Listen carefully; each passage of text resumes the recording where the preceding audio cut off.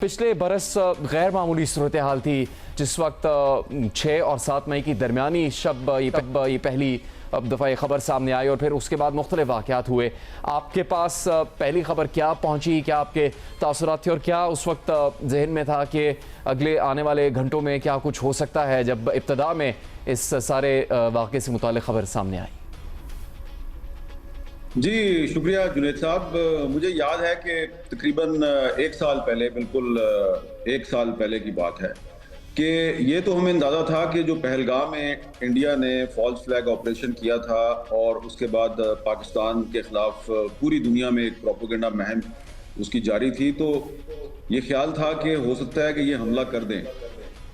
लेकिन हमारे बहुत से जो सिक्योरिटी एक्सपर्ट्स थे उनका ख्याल था कि जी इंडिया जो है वो शायद हमला नहीं करेगा, लेकिन हमारा ख्याल था कि इंडिया जो है वो कुछ ना कुछ कर सकता है। तो इसी तरह एक दिन हम दफ्तर से घर आए और खाना वाना खा के रात को सो गए, तो मुझे लेट नाइट कुछ मैसेजेस आने शुरू हो गए। तो मैंने पहले उनको इग्नोर किया, लेकिन फिर मैंने देखा कि वो दिल्ली से एक ऐसी सीनियर खातून सहाफ़ी जो है वो मुझे बार बार मैसेजेस कर रही थी, जो कि एक बहुत मशहूर इंडिया का अंग्रेज़ी का मैगज़ीन है, उसकी एडिटर हैं और मैं कई साल से उनके मैगज़ीन के लिए आर्टिकल लिख रहा था। तो वो मुझे बार बार मैसेज कर रही थी। मैंने कहा पता नहीं क्या हो गया। मैंने फिर उनका मैसेज जब चेक किया तो वो मुझे बार बार पूछ रही थी are you okay, are you okay. मैंने उनको पूछा व्हाट हैपेंड, तो उन्होंने कहा कि इंडियन आर्मी ने इस्लामाबाद पे कब्जा कर लिया है, तो मैं बस I am concerned about your security.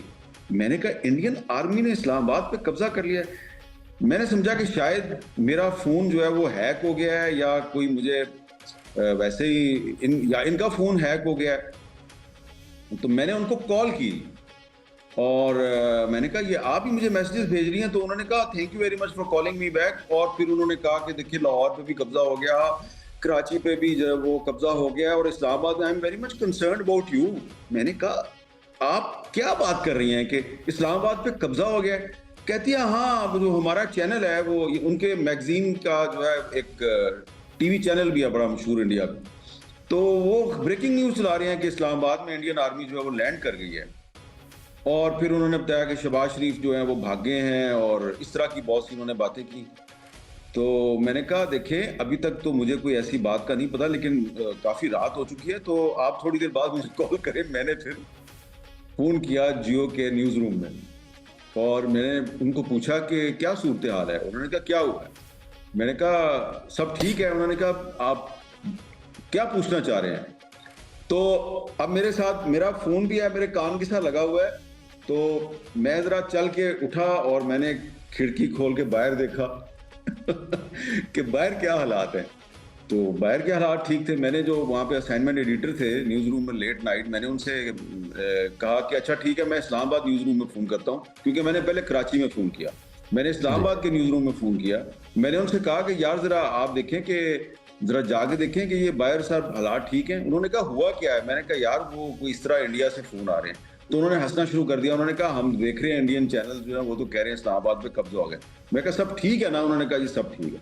फिर मैंने एक आध कॉल की इधर उधर और सारे मामलात मुझे ठीक नजर आए। तो मैंने फिर उनको उन खातून सहाफ़ी को मैंने बताया कि एवरीथिंग इज अंडर कंट्रोल, ऐसी कोई बात नहीं है और आपका मीडिया जो है वो गलत बयानी कर रहा है। तो उसने फौरन, वो उस वक्त दफ्तर में बैठी हुई थी, उसने शाउट करना शुरू कर दिया अपने कुलीग्स पे। उसने अपने एक कुलीग का नाम लेके उसको कहा कि स्टॉप दिस नॉनसेंस, ये तुम क्या कर रहे हो? पाकिस्तान में सब ठीक है, आप गलत कर रहे हैं।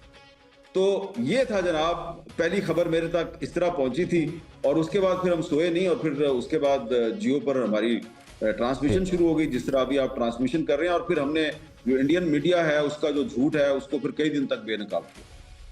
तो आबिद मीर साहब, कई वाक़यात उसके बाद पेश आए। एक तरफ बुनियानुल मसूर था कि सियासी क़यादत के फैसले, पाकिस्तान की मुसल्लह अफ़वाज के इक़दाम और उनकी दिफ़ाई कारकर्दगी, और फिर पाकिस्तान के मौक़िफ़ की तर्जुमानी सही तरीके से करना और हक़ाइक़ को सामने रखना। जिस तरह आपने कहा भी कि भारतीय मीडिया क्या कह रहा था, वो ज़िम्मेदारी बहुत ही बेहतरीन तरीके से पाकिस्तानी मीडिया ने निभाई और एक मिसाली किरदार अदा किया, और उसमें जियो न्यूज़ भी शामिल था। आप और दीगर कई शख्सियात उस नशियात का हिस्सा थी। आगे चलकर ये एक और बड़ा इम्तिहान भी बन गया, चूँकि भारत की जानिब से जो प्रोपेगेंडा किया जा रहा था ना सिर्फ पाकिस्तान के बारे में गलत मालूमात पर मबनी तफसील सामने लाई जा रही थी, कई शख्सियात को निशाना बनाया जा रहा था, और भारत में तो कई शख्सियात ऐसी हैं जिन्होंने आपको बराह रास्त भी निशाना बनाया उस वक्त, और फिर उसके हवाले से आपने मौक़िफ़ भी दिया, अपना जवाब भी आपने सामने रखा। तो उसकी कुछ तफसील अगर आप हमें बता सकें। देखिए, ये हुआ ये था कि जब इंडिया ने बहुत ज़्यादा झूठ बोलना शुरू किया, तो पहले तो हम ये समझे कि शायद ये जो झूठ है ना, ये इनको फीड किया जा रहा है, इसलिए ये झूठ बोल रहे हैं। और फिर आहिस्ता आहिस्ता हमें ये एहसास हुआ कि ये झूठ बहुत सोच समझ के बोल रहे हैं, और ये फेक न्यूज़ को एक जंगी हथियार के तौर पे इस्तेमाल कर रहे हैं। मसलन जब उन्होंने कहा जी कि कराची पोर्ट पे कब्जा हो गया है, इस्लामाबाद में कब्जा हो गया है, वज़ीर आज़म शहबाज शरीफ पाकिस्तान से भाग गए हैं एक स्पेशल प्लेन में, तो ये एक्चुअली वो पाकिस्तानी अवाम जो है ना, उनको हवास बाख्ता करना चाह रहे थे, उनके हौसले तोड़ना चाह रहे थे।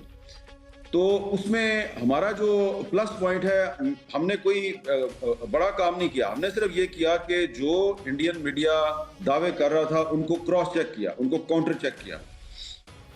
मिसाल के तौर पे मुझे याद है कि एक दिन सुबह का वक्त था, कुछ 10 साढ़े 10 बजे का टाइम था, और अर्नब गोस्वामी जो हैं उन्होंने अपने टीवी चैनल पर यह दावा किया जी कि रावलपिंडी को तबाह बर्बाद कर दिया गया है और नूर खान एयरबेस पे इंडिया ने मिसाइल मार दिए हैं और रावलपिंडी जल के राख हो गया।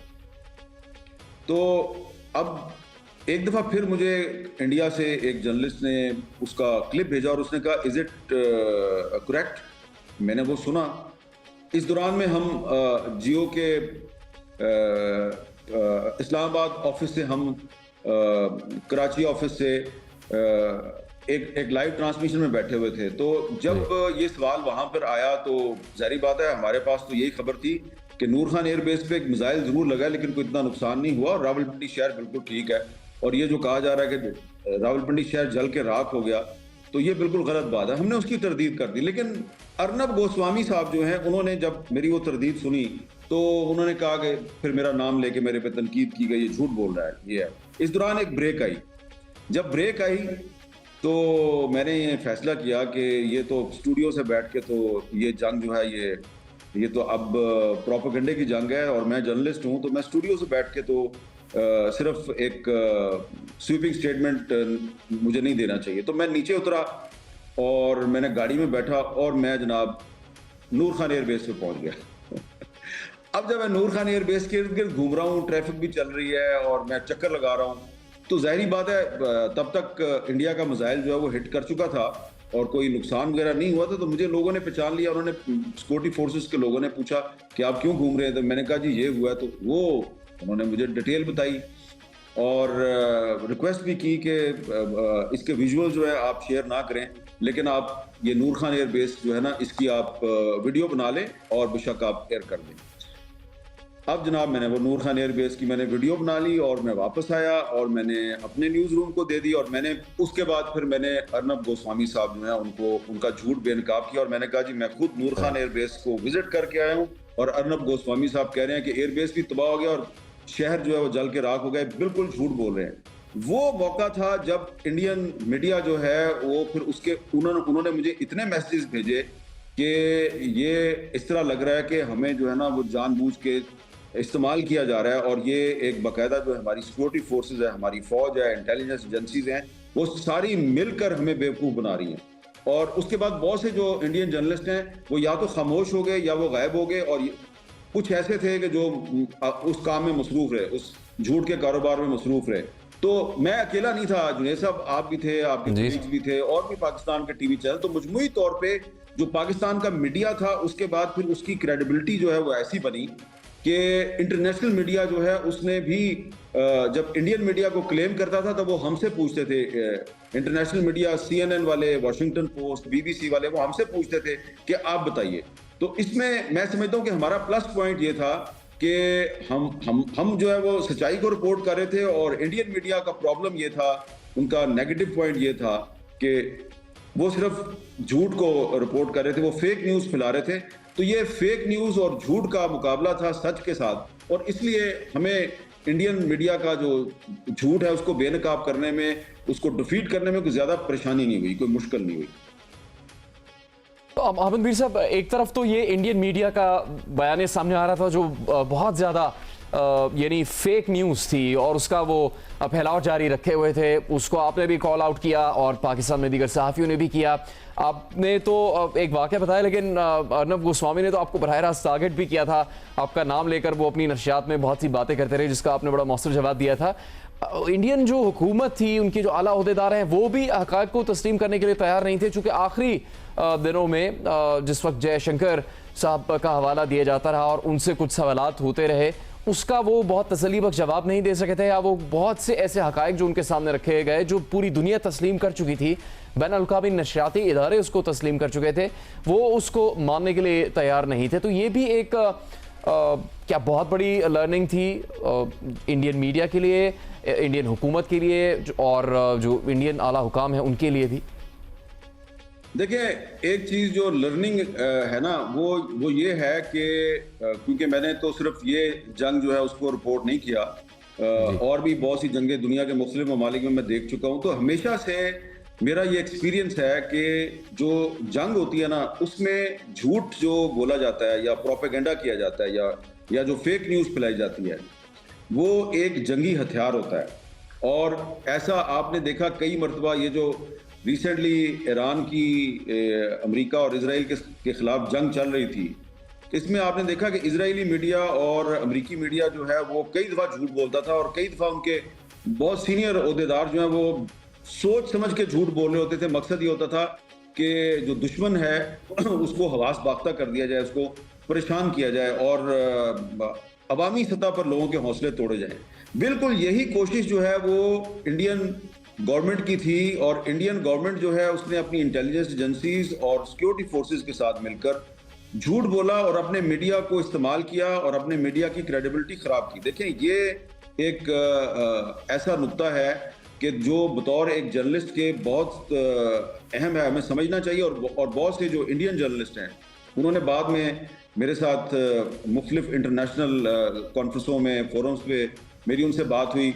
अभी कुछ अर्सा पहले मैं जॉर्ज टाउन यूनिवर्सिटी में गया हुआ था वाशिंगटन में, तो वहाँ पे भी मुझे एक इंडियन जर्नलिस्ट ने ये बात कही। उसने कहा कि जिस बेदर्दी के साथ और जिस जालिमाना तरीके से हमारी इंटेलिजेंस एजेंसीज ने और सिक्योरिटी फोर्सेस ने हमें इस्तेमाल किया और हमारी क्रेडिबिलिटी जो है उसको डिस्ट्रॉय किया है, अब उसको दोबारा रिस्टोर करने में हमें बड़ा अरसा लगेगा। उन्होंने कहा कि देखें, उन्होंने मुझे कहा कि आप पर पाबंदी लगा दी गई, आपका ट्विटर अकाउंट जो है वो बैन कर दिया गया, आपका यूट्यूब चैनल बैन कर दिया गया, जियो टीवी को बैन कर दिया गया। लेकिन उन्होंने मुझे कहा कि मैं आपको बताता हूं कि जब आपको बैन कर दिया गया तो उसके बाद जो इंडिया है वहां पर जियो न्यूज़ की जो व्यूअरशिप है उसमें इजाफा हो गया, और वो मुख्तलिफ तरीकों से अब तो लोग जो हैं उनको सोशल मीडिया इस्तेमाल करना आ गया कि अगर आप किसी का चैनल बंद भी कर दें, किसी पर पाबंदी भी लगा दें, तो वो